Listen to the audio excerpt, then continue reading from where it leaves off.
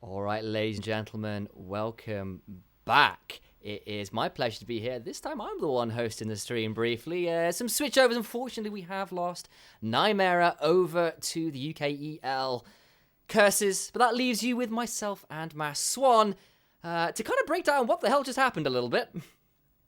We've got to break down what happened, say Wiedersehen to Nymera, and at the same time we've got to get prepared for our our final game for the day. It's not even penultimate; it is our final game of the day, which is going to be the Fukuoka SoftBank Hawks facing off against AXIZ. Sam, wow, these games so far have been all over the place. They really have. There's not much more to say than that. Like, the last couple games in particular have been real nail-biters. No one is getting run over. Yes, it's messy. Yes, it's not clean. But there are at least some good plays coming out. It's not like I'm going, you're picking random fights. Like, okay, looking for this Herald play. Oh, that's a nice Renekton Nidalee combo you pulled off multiple times, not just once. You know, it's clean stuff. And some, like, set plays that you are making yourself, the proactive plays that you are deciding to do look decent. My issue has kind of been, I don't know whether where you're at as this one as kind of the analyst, but some of these kind of reactive plays, some of the responses, some of the weak side play from these teams leaves a little bit to be desired so far. Yeah, it does.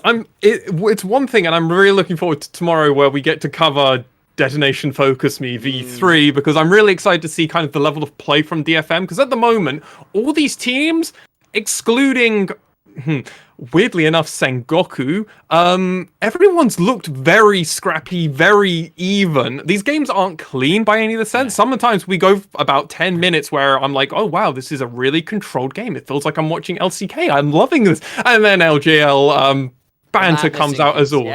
Yeah, exactly. Yeah. Even though we've lost that original Rascal Jesters lineup from 2020 where it felt like they would always find a way for everything, now it seems like everyone's got a little bit of that kind of flair to them now. Yeah, I mean, like, CGA won that game probably against the odds, but AXIZ are going to feel a bit hard done by. They really are, because actually a lot of that mid-game in particular looked really good for them. Once those first two Drakes went down, after that they were winning most of the objective fights. They got themselves a couple Barons, but credit to CGA, they were very... proactive is probably the wrong word, but they were very tenacious. There we go. That's a better way of phrasing it. In their defense 100. of what was going on. They weren't just giving stuff up for free. They were fighting for stuff around. You know, Nation and Nap went and took tier 2s where they could. And that's credit to players and a little bit of playing dirty from behind is what we'll call it. And eventually one of those kind of scuffed team fights in the base got them enough of an edge to come and end it, right? A saying that was very common in my Magic the Gathering days was play to your outs. And that very much felt like CGA were always playing to their outs. They were always going, well, we're losing here, but let's play for a way to win this game. And I believe something's just happened, Initialize. Indeed, we've just gone into picks and bans because we've got the Hawks versus AXIZ. And that leaves us with a pretty interesting spot to be in. Of course, right now we've got the Hawks over on the blue side. It's AXIZ on the red. AXIZ reeling from that unfortunate last loss. And Hawks coming off a victory themselves, but once again, it wasn't as clean as perhaps they would have liked. Hawks on the blue side, and it's still Apperman, Tussle, Dasher, Zenit, and Corporal making up their roster. And for AXIZ, once again, on that red side, once again, it's in on the top lane, Hogla in the jungle, Megamin in the mid lane, Honey in the bot lane, and Nihom in the support role. We're seeing the Akali and Renekton getting banned a lot earlier this time in the draft for AXIZ, which I'm not surprised by, really. No, not at all. And of course, they will take away some of these fairly key picks. Obviously, we mentioned Olaf a little bit last game. Oglet was so good on that. Pantheon still seeing its way to a lot of the ban phase here in the LJL. We do get a fair amount of influence for however much slower and LCK-esque we can be. There's definitely a little bit of VCS to where we get our scrims, to the LPL and Pantheon. Pantheon is a bit special over in the LPL right now, and it is taken off the board. AXIZ last ban, though, is Rel, who has kind of been, as we said, rising in priorities, one of those really hard engagers, great with something like the Misfortune. Does leave the first pick up for Hawks, being the Lilia, though, which will be locked in for Tussle. So the Lilia is locked in, which means now Hoglet has to look at either really Nidalee or Graves. And they're the kind of other high priority picks you pick. Talia is also open, but with that Renekton gone, I was thinking maybe that AXIZ might not go into that one. They're hovering the Kai'Sa, so that they actually want to prioritize farming and making sure Honey can carry. We already saw an amazing performance from Honey, and Honey's actually here playing against his former team. Right, exactly. Honey is an ex-AD carry for the Hawks from last time out. He'll want to prove that they picked up the wrong AD carry they should have stuck with. Yeah. They will still lock in the Talia, though, so Hogluk gets his hands on that, see what he can do with it. Though looks like Zenit is hovering that Samira, locks it in and says, I saw what you did in that last game, Honey. I'm going to prove that I can win with it this time out. It's locked in alongside the Alistair. I think we just saw that combo, in fact, in the last game as well. So, you know, just showing AXIZ how it's done, apparently, are the Hawks. It makes total sense. It's a great pick here. Now, I'd love to see a Maokai. Maokai response with a Talia already is great to actually set up for that gank. If you can just jump on someone, you can't get away from the knockup. Point and click exactly CC is so good with Talia. You're absolutely right. Instead, it's also great against Alistair's if you want to go Comet, because it allows you to have absurd amounts of poke in this early game, which really affects the Samira, because Samira can't wind wall away all of the saplings. It's actually a really good way around it. It doesn't seem like, though, unless Megumin's going to play this Galio, because this Galio could go support. Could go support, but of course having that Galio around means it's a second global for AXIZ. They've got themselves the Weaver's Wall, they've got themselves the heroic entrance. And that is a lot of ways to get around the map, and especially if you're running a teleport top as well. 3 effective globals all at once is a good way to respond to any ganks going on. Second phase of bans now, though. AXIZ ban away the Camille, which has been one of those higher priority top laners at the current patches. Of course, Apperman has put time into that, did so with Sengoku Gaming. On the side, though, the Hawks looking towards more support focus, and there's Apperman's Aatrox taken off the table. Rightly so. Remember, the Hawks already won 1 game today, ladies and gentlemen. They did that over Burning Core, and Burning Core then got a victory over Crest Gaming Axe. So is it fair to say that currently the Hawks are the best at the moment because they beat the people that the other guys couldn't beat, and now they can't beat those guys? I mean, you still got to see what the first half of the day had to say. We were no spoilers there. I'm sure anybody.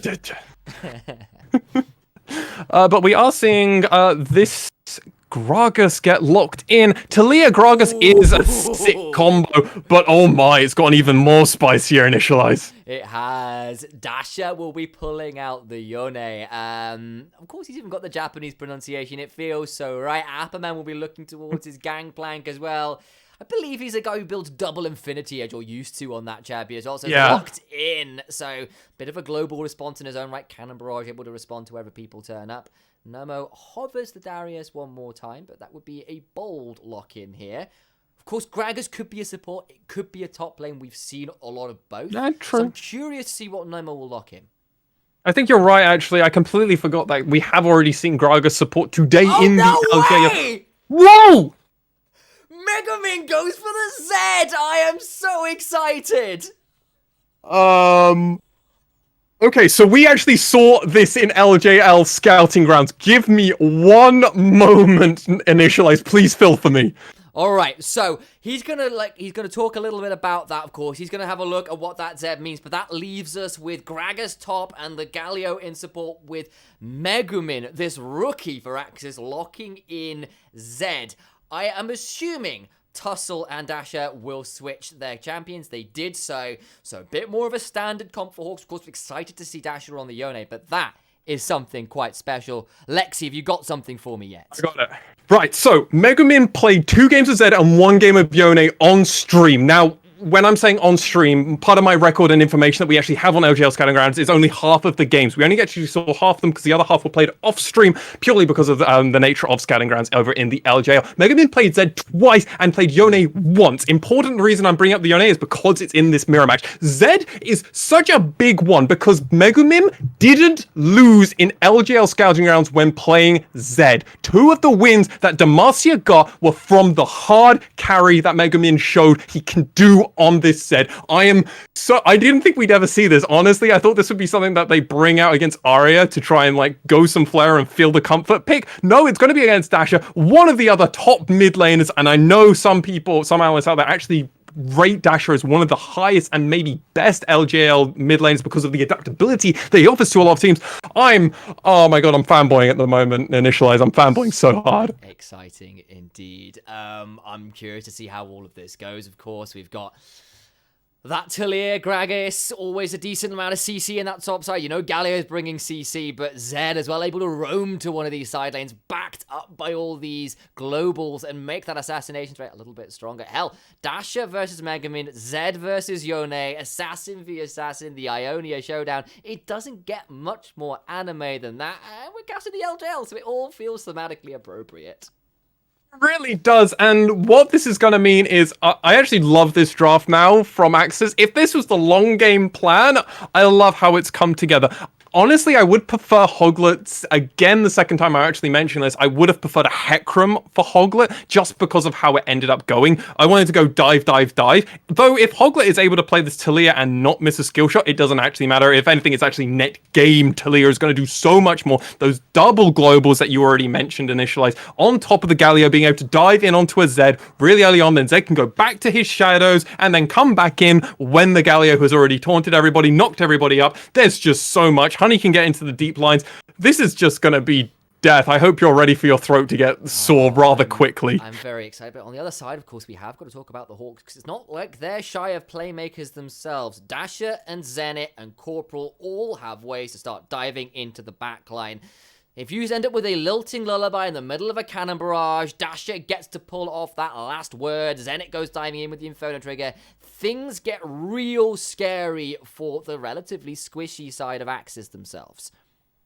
Yeah, it's going to get super scary. AXZ are kind of all or nothing on this team comp, which in some way will actually lead to a rather quick game initialize, because if AXZ pull ahead, they're going to win very quickly. If they get behind, they're not going to have much of anything to really prevent the onslaught that will come from the side of this Yone of the Hawks. And that is the big deal, right? That these guys could end up snowballing really hard one way or the other. We know what Zeds do. We know, on the other hand, exactly what Yone and Samira do themselves. That is no guarantee either way. I'm really excited. I'm also going to say, there's a lot of globals to come out of this AXZ squad. It's not like Zed's going to be going in primarily alone looking for entirely 1v1s. He's looking for 3v1s with Talia and Galio turning up as well, right? He's going to be looking, hell, even to have this Gragas teleport in and make it a 4v1. Why the hell not? But, of course, it's not like the Hawks don't have their own answers and come those team fights, right? Like, they've got a lot of AoE teamfight ults in particular. Lilting Lullaby, Cannon Barrage, that Yone ult that is just so devastating as well. Could really, really make these guys suffer. And Zed, not the greatest team fighter, it has to be said. He is not the greatest team fighter. He really wants someone to be dead before the team fight before it actually initiates, or you want to just kind of get one or two people, huge damage placed down upon them. We are into a game pause at this moment in time while we are waiting for the players to get in. It's probably very early on stuff, just making sure our mouse and keyboard all works as expected. It's very important, especially for these mid laners, to have everything down perfectly, because there's going to be keystrokes all over the place. Absolutely, and we've already had a few pauses. Anybody who's been following along will know that we had some mighty pauses coming in originally. That initial game we cast today, myself and Nightmare, we had about a 40-minute pause while we had a chrono break for Zenit over on, good grief, I can do this, not Burning Core, other one. We're covering them now. Oh, yeah, of course, the Hawks. There we go, thank you. I was like, I'm sure it is these guys. I had a moment of madness, thank you very much. Well, I'm here. I know who it was, but there we go. Yeah. I'm kind of excited to see what Zenit can do. Like, he's picked up Kai'Sa, which obviously is a pretty flashy AD carry in her own right, but this time he's on the Samira, which is a little bit, that kind of Yasuo of AD carries where you either end up real behind and just dive in and die a lot and you can't ignore all the CC, or you just get to run rampant in these particularly broken team fights. Samira's actually a really interesting champion. When she first got released, she was just Giga. She just would win everything. All those stats were way overtuned. Way overtuned. Now she's actually in a really healthy place, because if you're really good at Samira, you actually get paid off for all of your skill with Samira. the problem is, if you're not so good with her, she actually feels very lackluster and not particularly impressive. Now, obviously, these are professionals, so we are expecting them to play with very high mechanics. But I wonder if Samira might or could one day become the rise of the bot lane, if you know what I'm going at.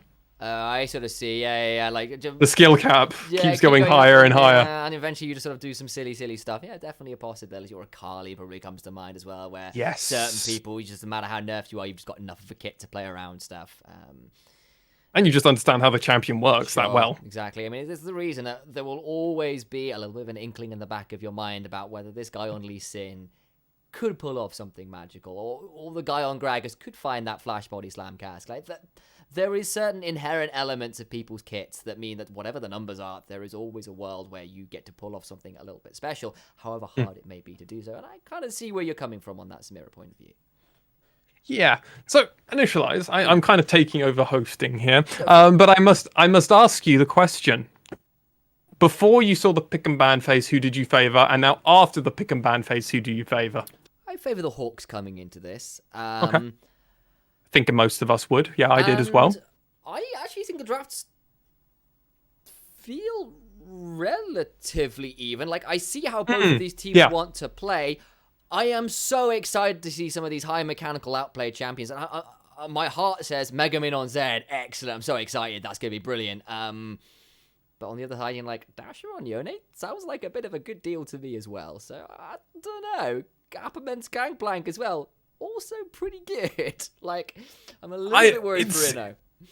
It really is pulling us in like 2 to 3 different directions. I'm like, but I want this, but I also have this. This is great, but I love this. That Top Gear meme is really, actually, I guess it's Grand Tour now. That meme really feels so true right now. There's so much to there's a lot to unpack, but at the same time, it's like, well, we need to see how level 1 goes. Because if level 1 gets invaded, if either of these teams get a level 1 advantage, it just changes the dynamic completely on this game. If AXZ go ahead, it's going to be so hard for the Hawks to keep up with them, especially with the early game tempo that can come from this side of AXZ. But the complete opposite can happen. Both of these teams have snowball potential, so I'm like, oh my god, I just don't know where to go. I want to see the game. Give me the game, LJL. Give me the game. We don't necessarily know what the pause is about as yet.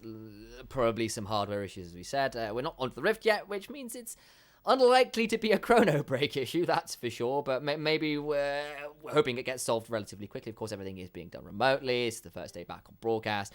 Things can get a little bit tricky with various connection issues and all the rest of it. It can. It's going to be important that we actually just try and hope that these players are able to get back onto the Rift as soon as possible. The pause has now been removed from the player's screen, so maybe something's gonna happen. We will wait with bated breath, but it's weird that they removed the pause logo. Oh god, no, they're looking at each other very confused, the two commentators on the official stream, and it's like, they thought they were about to come in, and now we're not. Maybe that means we're due for a remake. Maybe that means we'll be going through lobby and stuff. Who knows? We'll find remake out. The lobby. That would make sense, yeah. So something's perhaps gone wrong where it shouldn't have, so going to try remaking the game. Again, these are all kind of suppositions. They're not fact. We'll have to work out and see where, of course, it all ends up. Not entirely sure as of now, but definitely a bit of a world where things kind of get... well, we'll find out, I suppose, the way to do it. We will. We'll have to wait and see when they will actually release it. Yeah, that was a weird little fun fact that I found out. If you might. Oh no, game on. We're in. That's what we're talking about. And with that, we will continue our journey onto the Rift as I quickly update our title because it actually just said test for a while, which was a little bit stressful. And we'll just switch some of these things around because I forgot to do things like set up some of our legends because I've not turned any of on that before. And what do you know? There's always a little bit of stress with that. But yeah. we're all when you sorted. have a moment, let's get the game on screen as well. Absolutely, of course we will. But it's just our faces, which is beautiful anyway. Still beautiful. I know, right? And we'll transition our way over. There you go. What do you know? back in action. And Easy.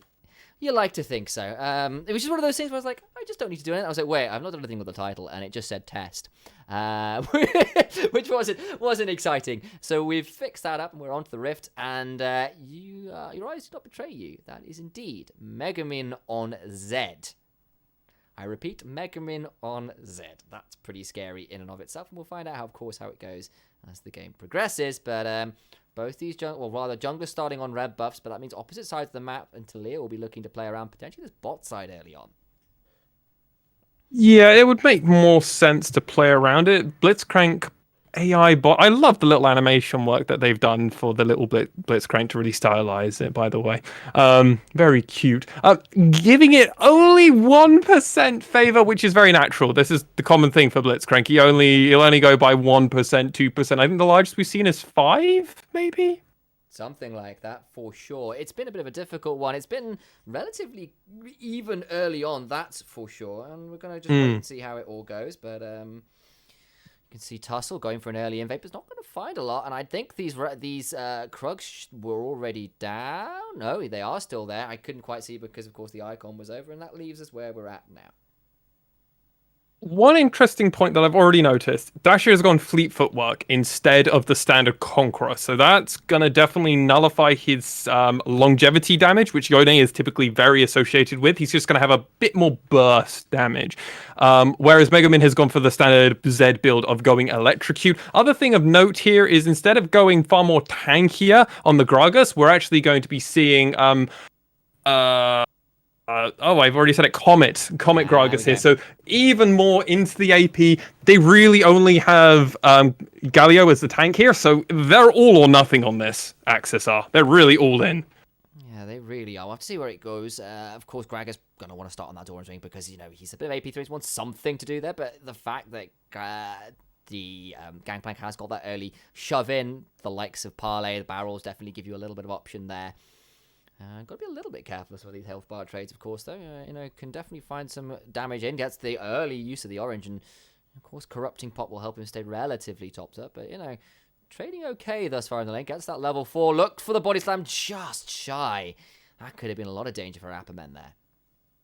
He could have flashed there, but obviously in response, Appermen would have probably flashed away an orange and gotten away safely. So no point in pushing it too far to the limit. Both these junglers have actually, Hoglet's already gone back for his first back, but Tussle seems absolutely fine with the pathing. It is going towards this top lane. I wouldn't be too surprised if they will be looking for a gank, as the mid laners are already fighting all the time. At 6, I'm expecting a death from one of them, really.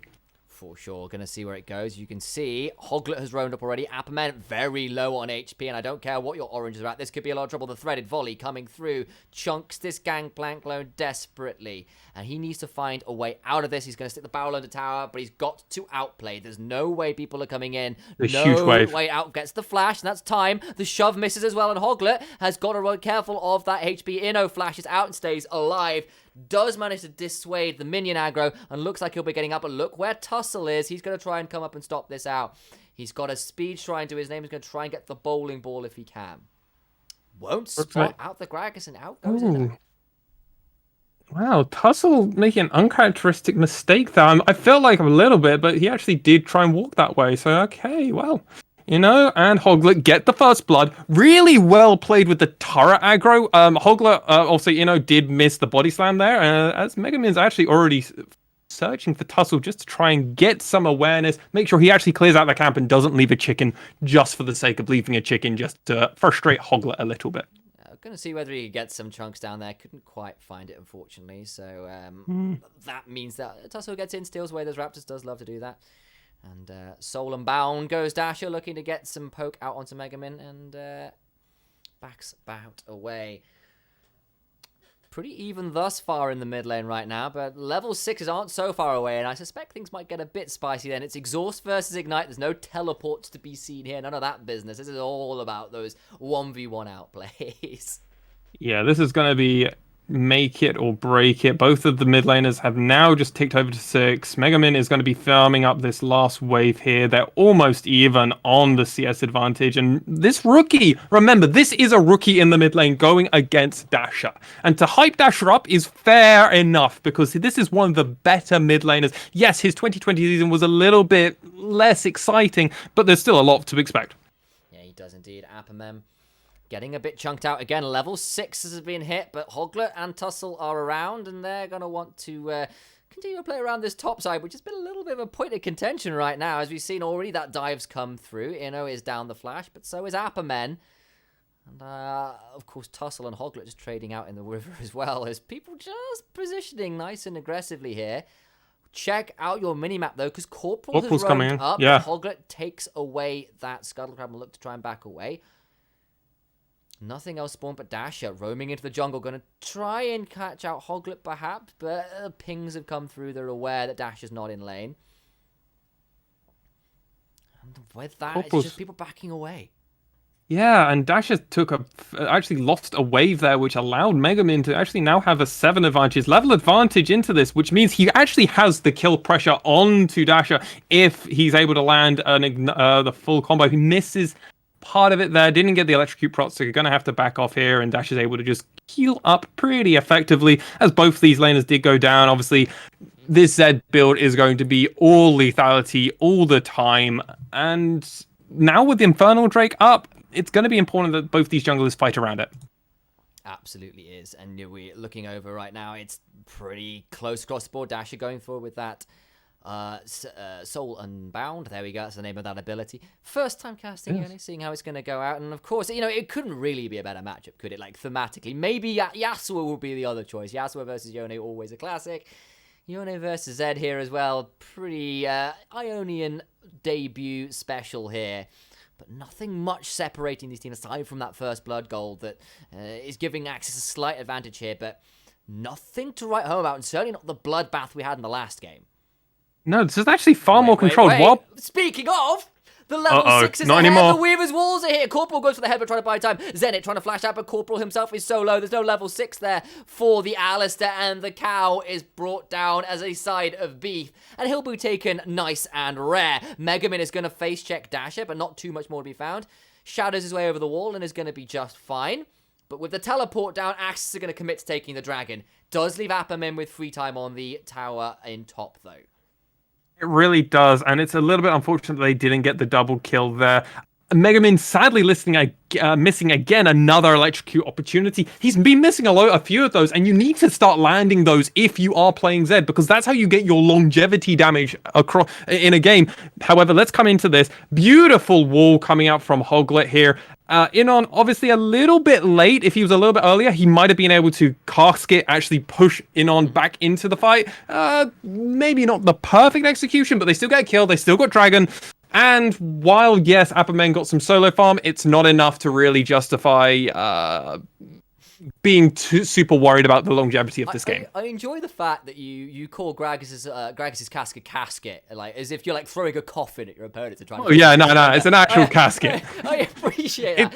It's death. Gragas skin, just throwing coffins. Oh my god, very morbid. But there we go. Oh man, I'm gonna miss the dead man as he's no longer in the WWE, as he, I believe, has retired now. So I never really watched that much WWE actually. Ooh, decent use of Immortal Will there, trying to get some damage down, and of course the fake death mark does a fair amount of work on the Megan, but at least has a health pot and infantry to try and heal his way back up. But as you said, that's a trait that definitely went in the favor of Dasher for sure.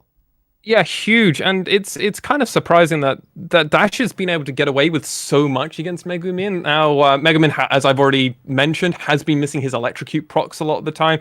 This is a big wave coming in. It's surprising that Tussle's trying to... Buddy, cask back. No way of flashing out of that one. Will throw down that FPX cannon barrage, but they've got to try and flash his way out. Now, Hoglet is there trying to get as much damage down as they can. The barrel comes forward. Hoglet tanking up, but does get the kill. Yeah. Inno at 2-0-1 on the top side. Plays continue to work out in favor of AXZ. Yeah, and this whole time Megamin's been able to just stay farming effectively, trying to hold off this siege, but it looks like it might be a bit too much. Seal Dasher goes in, but actually Megamin trying to turn it around with, of course, his own death mark. But Nemo had got the hero's entrance to come in and help up Megamin, and everything will be fine. this is something I actually highlighted when we came in when the Galio and the Zed were both locked in together. The ability to actually have a Shade go out, Shade in one direction, or actually be standing. Ooh, okay, oh God! Didn't get the distance on that wall right. That's no. A little. We're not going to talk about that one too much, but that one was a little bit of a misplay. Nice idea, try to stay out of the range of vision, but the wall wasn't long enough at level 8. A big power spike that will happen in this mid lane is obviously when first items are complete. We are looking for an Eclipse over on the side of Zed, and for a Yone, the first item, I believe, is also an Eclipse, actually, now that I'm thinking about it. I might be wrong about that. Mortal Shield Bow is a really big one. That's true, yeah.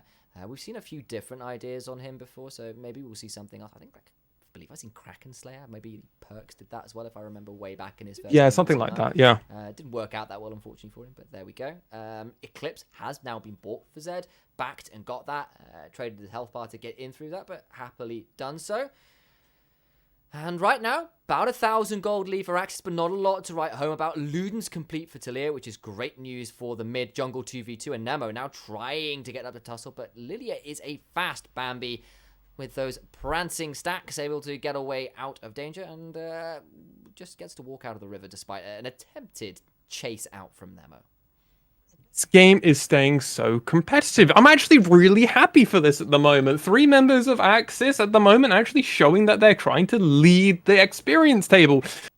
This is really competitive. This is not what we were expecting coming into this in the LJL. We're expecting there was going to be clear distinctions before coming in, but week 1 is actually proving us wrong.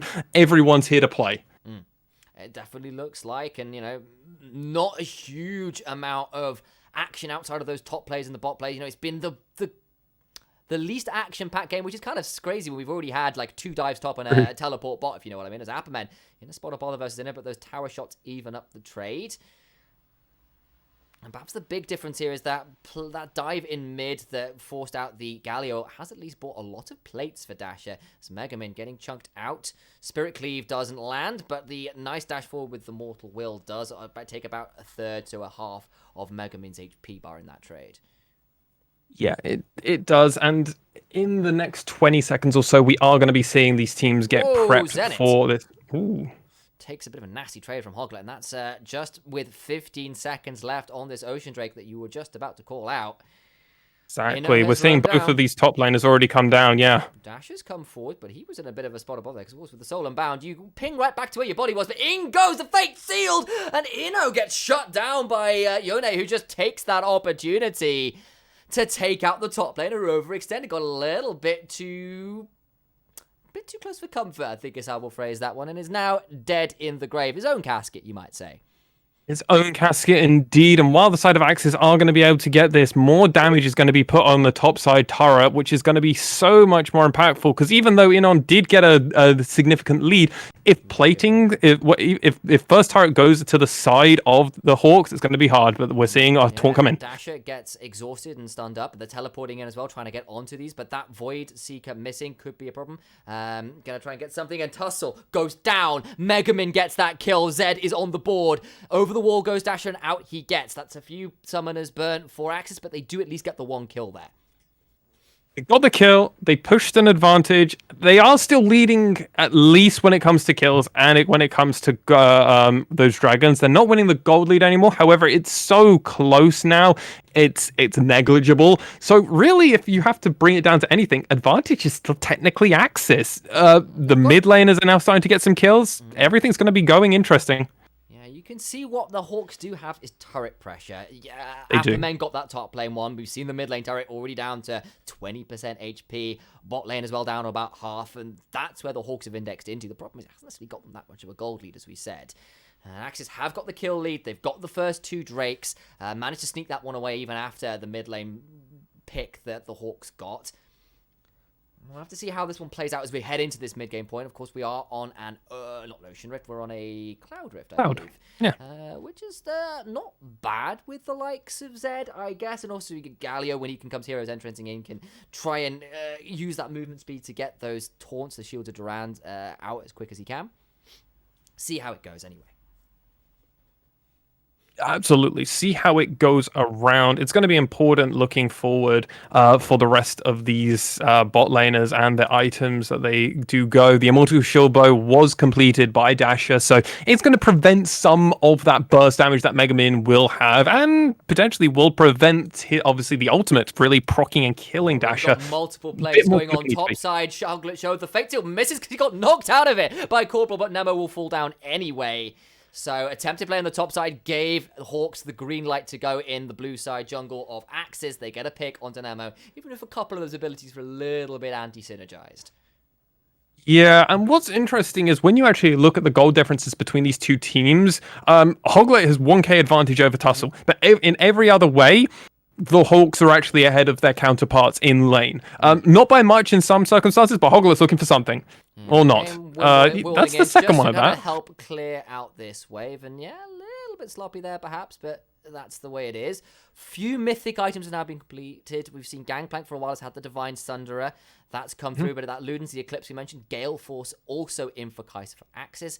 Double Mortal Shield Bow in for Yone and Samira, who are the two primary users of that item. Offers that huge shield, synergizes so well with these guys who want to dive in. It's just so much more defensive stats, effectively, so they can go a little bit mental with their face checking. They really can. They can go very far with it. Important to note that we are going to be seeing a Leandri's Lilia, so no crazy builds today. But Luden's Tempest was also picked up by Hoglet. So now, actually, and just came in on his Gragas, has just completed that Sunfire Aegis. So there is actually going to be a little bit more tankier. While they went for this, Rift Herald's been spawning, and they're going to push. Corporal is over the wall, might be looking for the engage, but spotted out by that Winds of War. The mid lane tower is taken to about 5% HP, if that. Can't quite secure it though, but that does mean that on any subsequent push, any time left alone with that mid lane tower, and it will just fall. About a minute till this Cloud Drake will put AXIZ at Cloud Soul point. The game very close here as we're heading towards that 20-minute mark. About 31k to 30k on the side of AXIZ. And everything to play for right now. It really is. The side of the Hawks are already pushing in. They know that the side of AXIZ will want to push out in this bot side. They're already getting the Gangplank of Apermen pushing in this wave, so they're going to have lane priority. They're going to play around the map. They've already got a slow push built into this top side from the looks of things. It looked like they had about 3 or 4 minions. No, actually, this is actually even better for them. AXIZ's wave is going to be pushing in, which is going to deny additional gold into this top lane. It means whatever fight happens at Cloud Drake, assuming that there's at least 1 or 2 members alive from the side of the Hawks, they can do it, but okay, the Hawk didn't go for it. I think that was probably trying to pin off anybody coming to help defend the tower, perhaps. Yeah. I'm not sure. It's a couple walls now where some questionable utility. I think the one around the mid lane tower was perhaps to try and get things out. Dasher goes in with the Fate Sealed. Of course, has the Soul Unbound to pop straight back out, and that is a flash out of Hoglet. Just as this Cloud Drake is about to spawn, it is now live. Inno in the river, got flanking position should he want it. But at the same time, AXIZ have kind of got some choke points they have to funnel through, and that's a bit of an awkward thing to do versus this Alistair, even if Yone is down his ult. Yeah, this is going to be interesting how they're going to fight over this. The Hawks actually already have that priority, something I already mentioned. This bot lane is doing a slow push now, so they're going to have that assistance. Mid lane is equal. Barrage is in, and Yone finds a massive engage himself. Gangplank gets to Leah. The smite is dead. Zed in the backline trying to do some work, but Dasher still alive. Honey goes down as well. It's 2 kills over right now. Megaman is going to try and get something, but Dasher gets another. That is a 3, make that 4 kills for just the one right now as Megaman tries to get something back on a Dasher, but won't quite secure it. Big team fight victory for the Hawks. Huge team fight victory. Part of the problem there was that Megamin was kind of awkwardly cut off by Dasher from most of that team fight, just kind of prevented from really reaching his backline and helping Honey out. There was a point at in that team fight where if Megamin was on the opposite side, if he was with his team, as you can already see, he's on the opposite side of his team. He's nowhere near anybody. And when he does come around, look at that. Tussle's there and the rest of the team. He goes into the middle and then it's like, actually, I need to back out because if I'm not safe with it, Honey then actually got baited by a Megamin being there, and it's so unfortunate because then the rest of the Hawks are able to just eat everybody else up. Megaman was in the middle, jumped out, and I think maybe a little bit too early. Maybe had to fully commit. Might have still died for it, which would have been unfortunate, but as you can see, in on actually ended up doing the most amount of damage for the side of AXIZ, which is not probably what should be planned in the future. And you can see Apperman there as well, also getting a lot of work done with that cannon barrage. People getting knocked up by the Mortal Will third stack from Dasher, that kind of Steel Tempest pseudo ability. Doing a lot of work to keep people in that area, and it definitely worked out in their favor. You could see Honey desperately trying to get on some of those low health members, but I think, again, it would have been Alistair passive offering a little bit of that healing that's going to come up clutch in a couple games now, actually.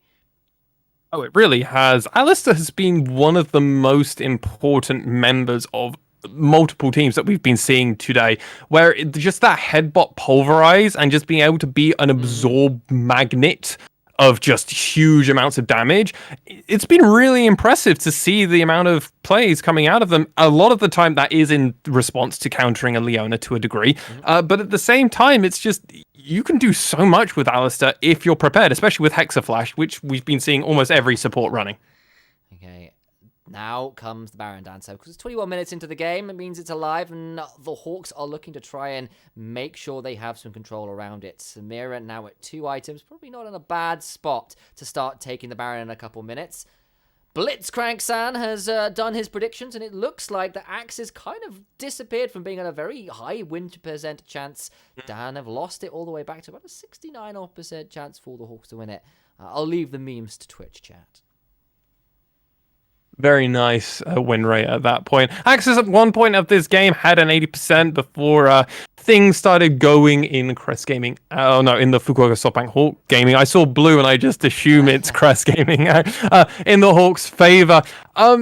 Yeah, I think it's absolutely correct at this point now.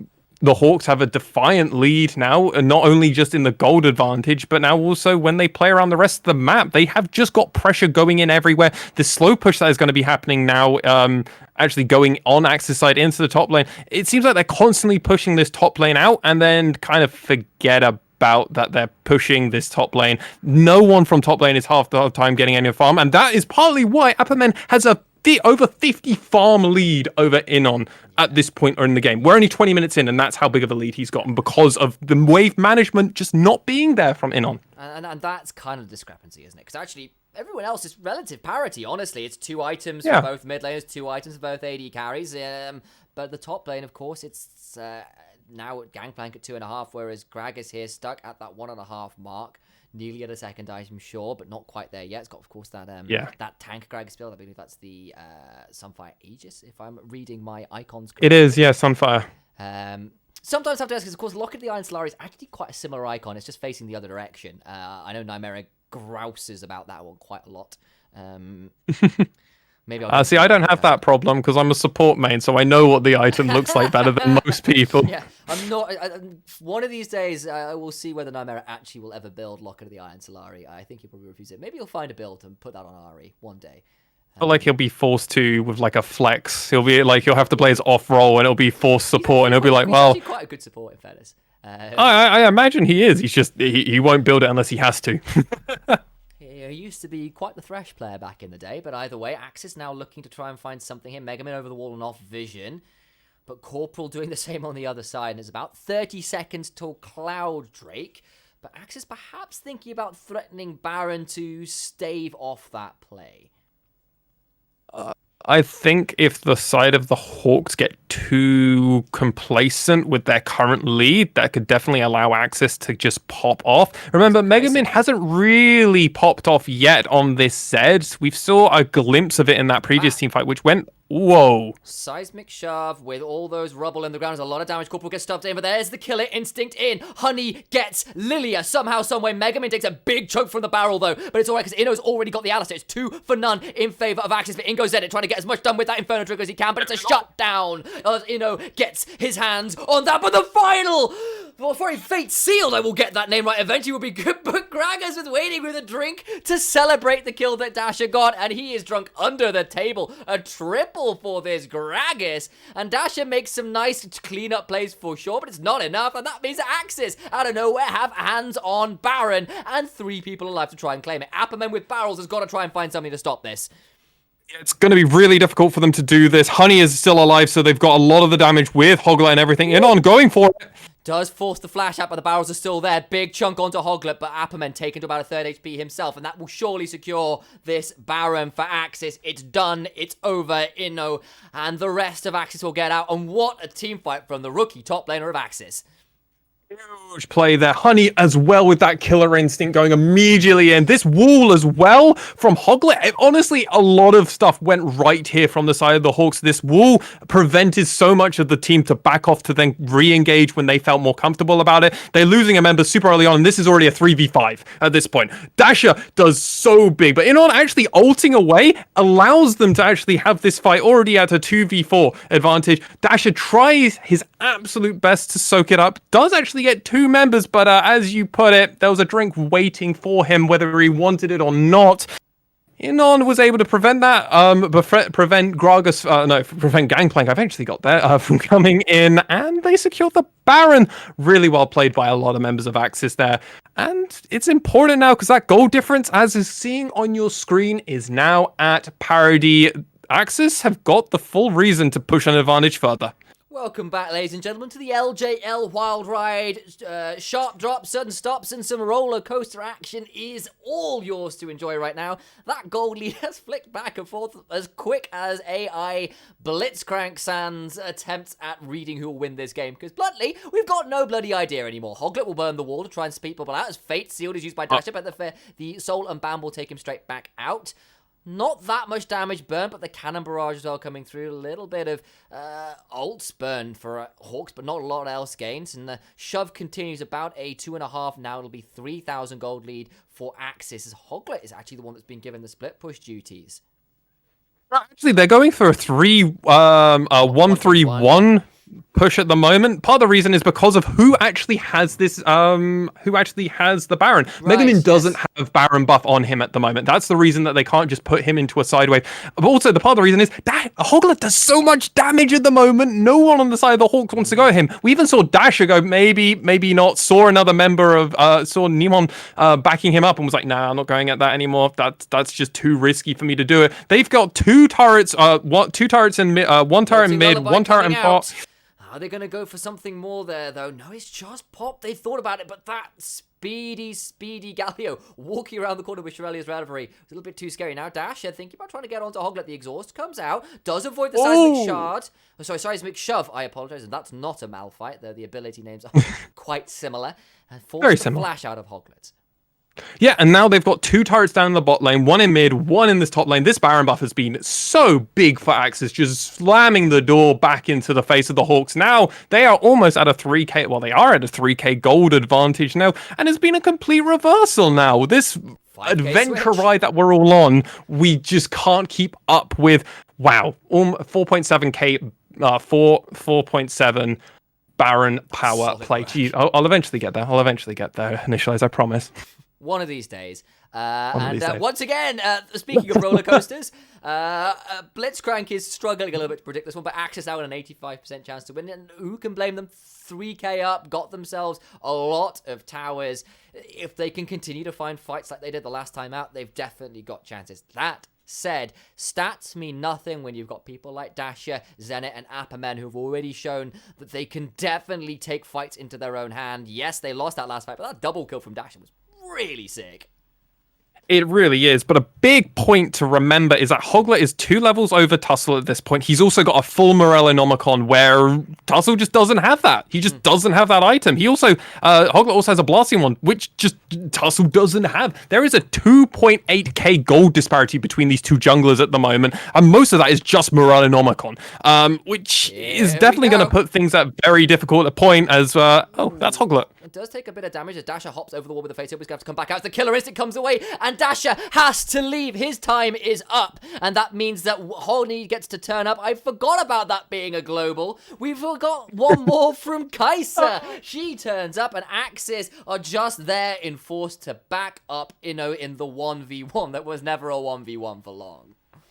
It was never going to be, and we identified this in the pick and ban phase. We forgot about the third global that the AXIZ side technically had. This killer instinct, and I want to actually commend Honey. He hasn't been getting a huge amount of kills, but he has 5 assists. When Gragas went in and got his triple kill, that was partly off the back of Honey just going, I'm going to killer instinct, go in, outside, back around, and not get too much damage placed on them. Remember, they were close to full health when they actually came back to get that Baron, and he was also the man that when Inon was actually getting engaged on by Epimena at that Baron point. Honey was the one that stepped forward and went, no, get off of my top laner, I need him at the moment. Honestly, Honey has been phenomenal on this team of AXIZ, and if they can continue this pressure up, they might be getting their first W in the LJL. I've also got to call out, Zed has gone for the Serpent's Fang third Oh, he item. has. Nymera was calling for this item to turn up a little bit more against things like the Mortal Shield Bow. That additional 40% bonus attack damage against shielded targets is so nice versus the likes of Yone, the likes of Samira. That Shield Bow becomes significantly less effective when most of the shielding power just gets destroyed in an instant. It does, and at that point, it allows you to have more lethality. It just on top goes into this lethality full build that he is going into with the lucidity boots, which is something we've seen so much more often because it's just the play to do. This dragon also now going over onto the side of AXIZ means in 5 minutes we will have to see the Hawks face AXIZ because there is no stone in chance that the side of the Hawks can allow AXIZ to actually get this get the dragon buff to then also go on for the Dragon Soul, for then the Baron, and they can just keep pushing the advantage. This is where they wanted to get to, and this is a comp that loves to have their ults up more often. 4th item, Mercurial Scimitar, now complete for Kai'Sa as well. She's at a terrifying spot. This Gragas went from 1.5 items to item parity with this Gangplank. Got those 3 tank items with the Frozen Heart, there we go, that's the name, Thornmail, and of course working towards what looks like probably some Aegis item as well. So good stuff for Inno, who really back into this game with the gold discrepancy. Might be face checking some people here, though. He's a pretty tanky boy, though. Look over that wall. Tussle and Dasher, I believe, are off vision, looking to try and catch someone face checking where they shouldn't be. Swell Seed comes out, but that is going to be a split.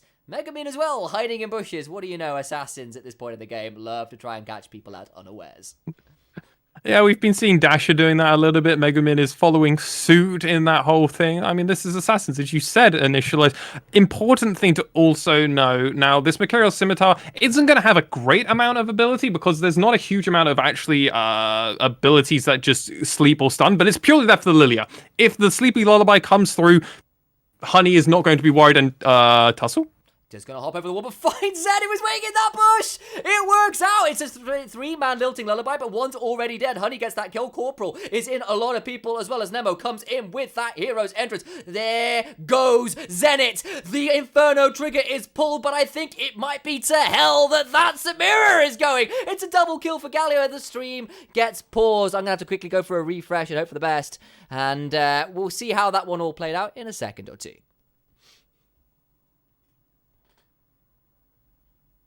Are you still there, Lexi? Oh, we're back. I am still here. Hello. There we go. Apologies on my end. Slight internet stutter from me. Blame me, guys. It's all my fault. But with that, you can see full ace is actually what happened at the end of that. What a timing for the stream to pause. But with that, AXIZ will look to push down and end it. Lilia has now respawned, but Tussle is going into far too many people. Goes golden, but it is only a monument to the loss they're about to sustain as Cask comes out. That'll be a kill for Honey. And the Nexus expose an ace